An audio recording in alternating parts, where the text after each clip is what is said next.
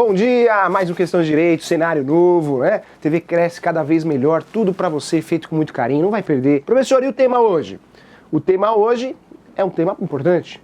Você vai entender hoje, olha lá, penas privativas de liberdade. Vamos entender isso uma vez por todas, o que é pena. Professor, pena é prisão? Nem sempre, né?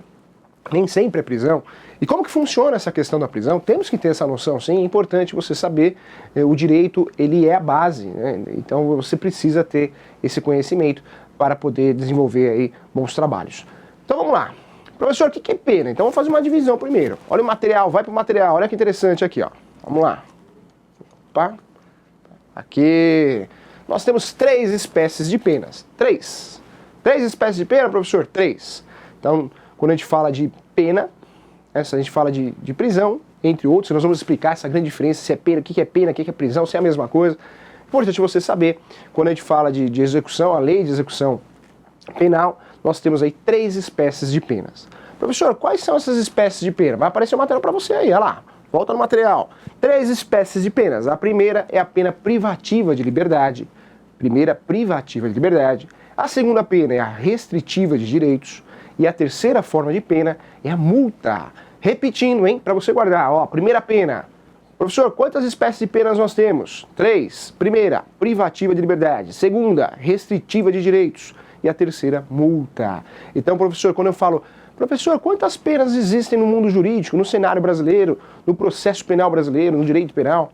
3. 3 penas você vai guardar. Tem a pena que nós vamos falar hoje, a pena privativa de liberdade, essa é a pior. O pior cenário que tem é acabar com a liberdade do ser humano. Temos a segunda, que é a restritiva de direitos, e tem uma terceira, que é a multa. Então, são 3 espécies de pena. Vai voltar no material para você aí, olha lá, tem que guardar, tem que saber. Pena privativa de liberdade, primeira, restritiva de direitos, segunda, e a terceira, pena de multa. Então, nós temos 3 penas, 3 penalidades em relação à pena. Professor, hoje nós vamos tratar de uma pena específica. Qual?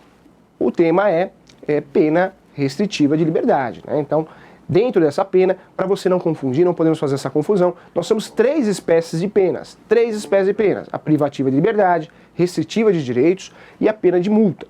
Dentro da pena privativa de liberdade, nós temos mais 3, né? Do gênero e as espécies.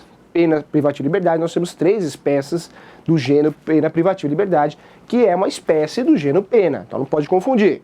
Tá aparecendo material aí para você de apoio, olha que interessante, olha que bonito. Primeira pena privativa de liberdade que nós temos, reclusão. Primeira pena que nós temos em relação à pena privativa de liberdade, reclusão. Segunda, detenção. E a terceira, prisão simples. Então, professor, quantas penas existem? Não dá mais para confundir. 3. 3 penas existem. E dentro da pena privativa de liberdade, nós temos 3 opções. Então, volta o material, você tem que entender isso. Reclusão, detenção e prisão simples, tá?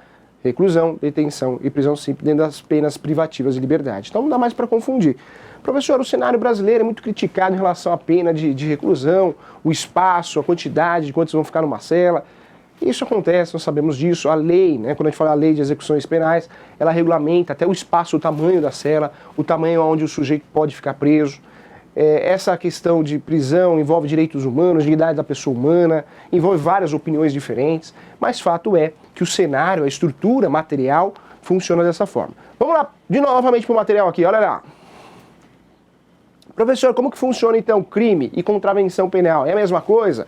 Pena eu já sei o que é. E crime e contravenção penal? Então olha a grande diferença em relação às penas, tá? Que você precisa saber. Quando o sujeito comete crime, ele com certeza o potencial ofensivo é maior, então ele vai sofrer uma pena, normalmente de reclusão e detenção, segundo a lei de introdução do Código Penal, do direito penal, no processo penal, né? E temos a contravenção penal, que vai tratar aí da multa e prisão simples. Então, olha bem, volta pro professor. Professor, quando o crime é mais julgado pela sociedade, um crime mais gravoso, então o sujeito vai sofrer que tipo de pena? Reclusão e detenção, são as piores, né? Dentro do sistema são as piores. Quando o crime ele é menos gravoso, né? Ou seja, ele é uma contravenção penal, ele é chamado de contravenção penal, na verdade ele vai sofrer uma multa ou ainda uma prisão simples. Nós temos ainda, dentro do nosso programa, nós falamos nos programas anteriores, falamos sobre o juizado especial, na verdade criminal. Esse juizado especial criminal é para crimes de menor potencial ofensivo, ou seja, quando a pena não ultrapassa a 4 anos.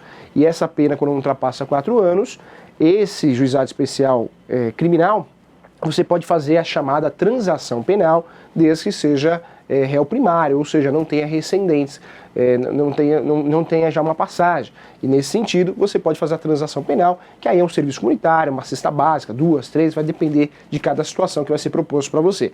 Mas fato é, passou desse cenário do juizado especial criminal, nós vamos entrar já no sistema processual penal, que aí você ou o sujeito vai cometer um crime ou vai cometer uma contravenção penal. Quando ele comete um crime, por ser um ato mais gravoso, ele vai ser punido com uma pena. Nós temos 3 penas, né? Entendemos hoje: pena privativa de liberdade, restritiva de direitos e a pena de prisão simples. Em relação às penas, é importante deixar claro que quando o sujeito comete crime, como o ato é mais gravoso, ele vai sofrer a pena de reclusão ou detenção, segundo a lei de introdução de execução penal. Quando ele comete uma contravenção penal, a pena será de multa ou prisão simples, tá? Então, dentro do cenário, para a gente entender. Reclusão. Professor, o que é reclusão, então? Reclusão, está aparecendo material na tela para você, toda estrutura aí para você, didática, para você conseguir anotar, fazer anotações. Reclusão é o regime mais severo, é o regime inicial fechado. Pode ser fechado ou não, tá? Volta para o professor. Quando a gente fala de reclusão, realmente é a pior das penas. Professor, prisão de reclusão é cadeia, é cela? É isso, é exatamente isso. Normalmente, quando o sujeito é condenado em reclusão, o regime pode ser, nem sempre vai ser, o inicial vai ser fechado. Como assim, professor? O sujeito vai ficar preso realmente na cela, dia e noite, vai ficar preso, vai cumprir a pena dentro do estabelecimento prisional. Então ele vai ficar preso lá dentro, preso.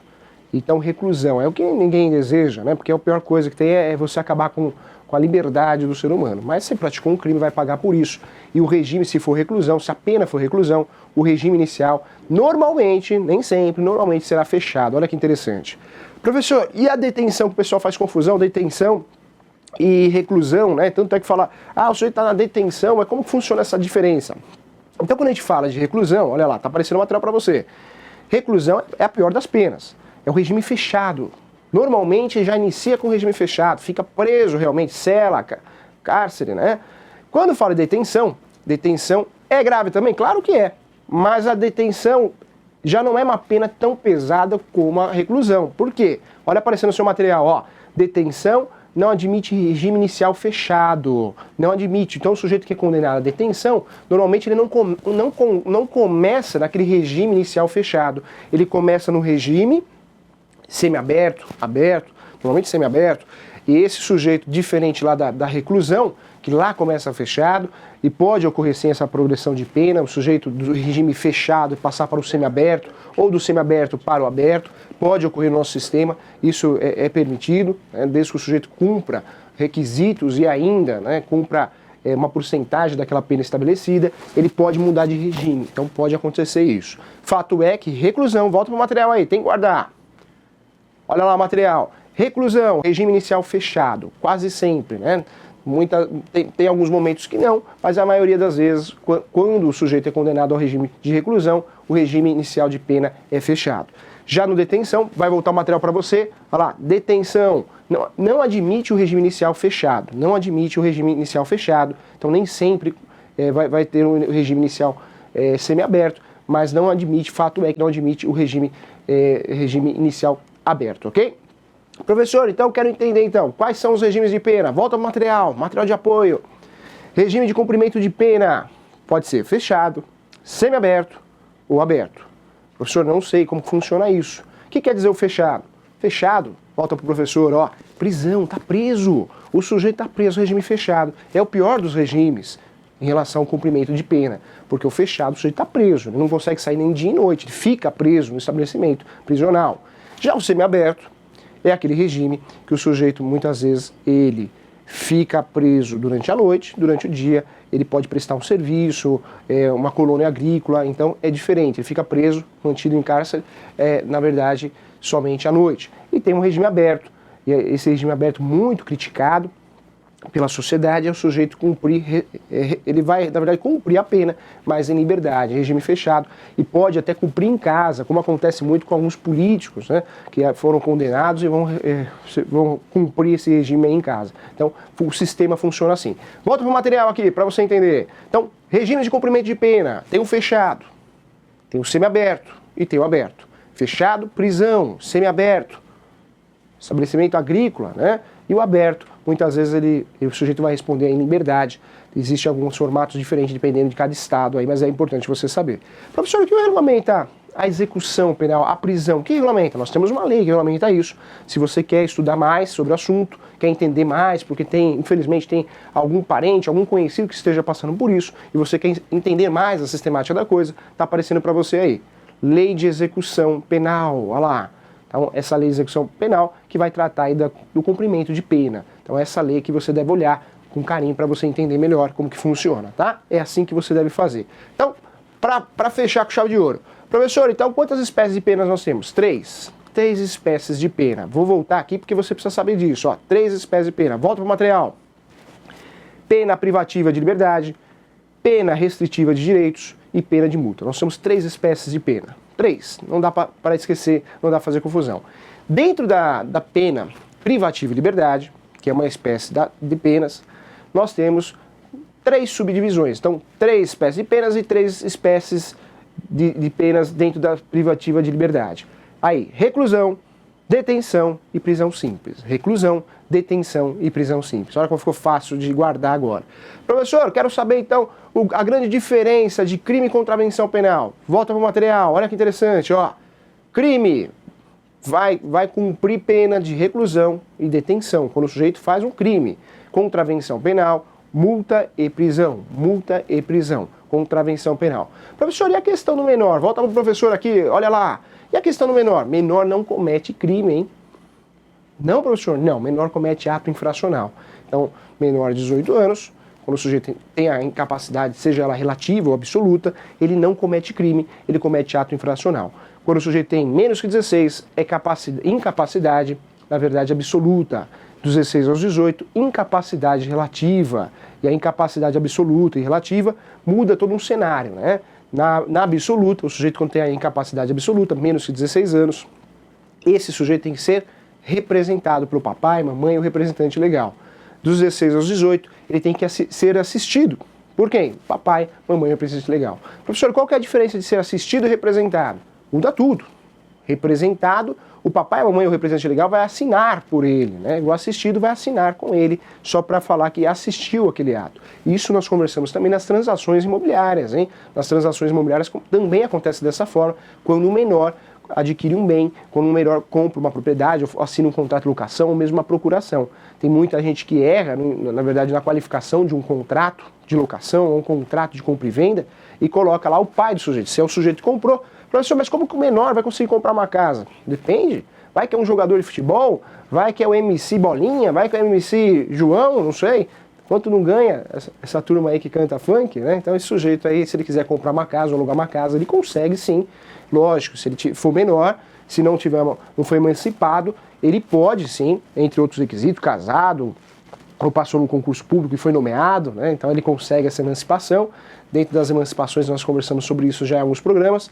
Esse sujeito ele pode sim comprar um imóvel ou alugar um imóvel, claro que pode. Ele pode assinar contratos, né, apesar de ser incapaz. O que vai mudar é que menos que 16 anos, esse sujeito vai ser representado, e mais que 16 até os 18, esse sujeito vai ser assistido, tá bom? Então essa é a dica do professor. Professor, então qual que é o pior dos mundos em relação ao cumprimento de pena? Reclusão, com certeza, porque inicialmente o regime começa fechado. Pode ser que comece fechado, pode ser que não, mas inicialmente começa fechado, então fique atento em relação a isso. Não dá mais para confundir, você tem que saber como que funciona esse regime de prisão, tá? Professor, tem a questão do regime semiaberto, né, e a execução da pena em colônia agrícola. Como que funciona isso? Então o sujeito vai cumprir em colônia agrícola ou estabelecimento similar. Funciona que o sujeito ele está preso à noite, de dia ele presta um serviço. Então é assim que funciona. Isso é muito bom.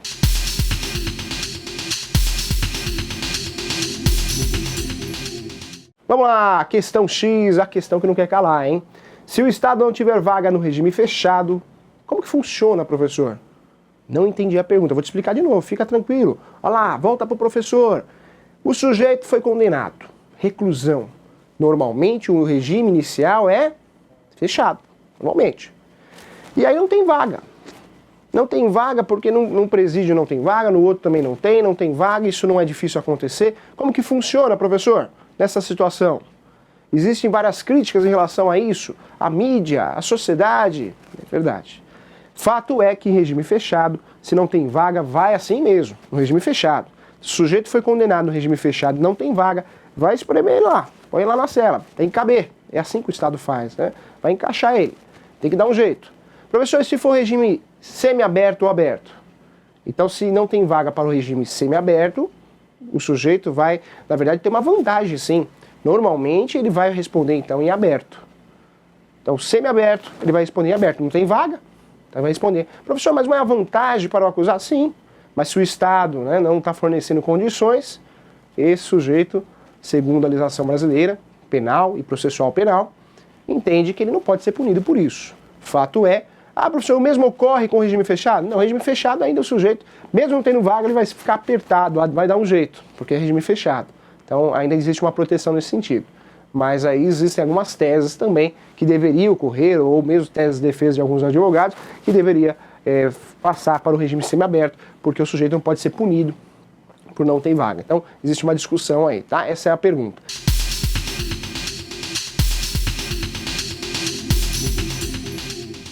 Então a pergunta aqui do nosso amigo Luiz, um abraço, Luiz, está acompanhando nosso programa, você que vem acompanhando nosso programa, um abraço para todos vocês, não vai perder toda quarta-feira, das 10, 10h30, Questão de Direito ao vivo, hein? E depois você consegue com facilidade assistir no YouTube, né? No site da TV Cresce, olha quanta coisa boa, tá bom? Então vamos lá.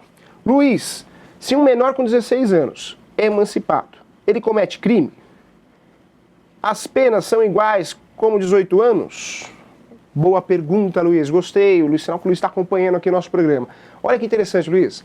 A legislação brasileira, no sentido de prisão e cumprimento de pena, em relação a crime também, nós temos aí os crimes considerados mais gravosos e os crimes considerados menos gravosos.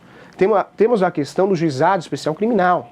Esses crimes aí de menor potencial ofensivo podem ser julgados no juizado especial, que é uma vara do juizado criminal. Lá, normalmente, é feita uma transação penal, é apresentada uma defesa prévia, tem uma audiência de instrução de julgamento, se não foi feita uma conciliação, ou seja, a transação penal. Claro que o autor, para fazer essa transação penal, ele tem que ter vários requisitos. Um deles é realmente não ser reincidente, né? Também esse sujeito ele terá que pagar um serviço, ou prestar um serviço à comunidade, ou ainda pagar a cesta básica, ou um depósito, uma doação, algo nesse sentido. Já em relação ao menor, mesmo que o menor cometa um crime mais gravoso, ele não é considerado criminoso. Ele não comete crime, o menor comete ato infracional. Por isso nós sabemos, a verdade é essa, nós sabemos que, infelizmente, em assaltos criminosos, muitas vezes quando um criminoso faz um assalto, algo nesse sentido, dá um tiro em alguém ou faz mal a alguém, o que normalmente o pessoal faz, né? O bando faz? Olha, foi o menor que atirou, foi ele que fez. Por quê? Porque ele não comete crime, ato infracional. Professor, é um verdadeiro absurdo isso. Mas é a realidade do nosso país. Hoje funciona assim, né? Então, opiniões à parte, é claro, ninguém está contente com a situação de segurança, infelizmente, mas fato é que o menor não comete crime. Professor, em relação, então, o menor se emancipou, como que funciona essa questão? Agora ele vai preso? Existe uma diferença. Olha, o direito, por isso, muitas vezes, professor, até curso de direito penal no nosso programa de questão de direito nós estamos tendo, porque o direito é um só, você precisa ter noção de tudo, ele acaba vinculando um caso ao outro, você precisa ter essa noção. E quando a gente fala de direito, não tem jeito, não tem como fugir, o direito é um só, é uno, direito de trabalho, direito civil, tudo interessa para nós, para uma qualificação jurídica. Em relação ao menor, esse menor, se for emancipado, para efeitos de Código Civil, ele é considerado incapaz. Se ele foi emancipado ou tem algum motivo de direito, algum motivo legal, porque nós temos várias formas de emancipação.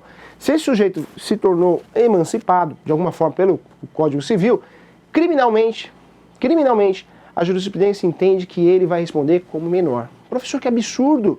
Mas civilmente ele já pode Responder pelos atos, sim, mas criminalmente não. Apesar do direito penal, direito processual penal, pegar essa informação, esse conceito lá no direito civil, o que é capacidade ou não, esse sujeito vai responder ainda como menor. Então, esse é o entendimento majoritário hoje. Está acontecendo muita coisa, o direito sofre uma mutação constitucional constante, uma mutação, na verdade ele muda muito, pode ocorrer uma mudança, mas normalmente funciona assim porque ele é emancipado para efeitos cíveis, mas não criminais. Olha que coisa, né? Então, muitas vezes, essa emancipação não quer dizer que o sujeito vai sofrer uma pena mais gravosa. Então, olha que interessante. Bom, então chegamos ao fim do nosso programa. Eu agradeço a você que participou do nosso programa. Um abraço a você, Luiz. Um abraço para todo mundo que está acompanhando o nosso programa. Nós nos encontraremos aqui na próxima quarta-feira. Não vai perder, tá bom? Um grande abraço. Tchau. Fui!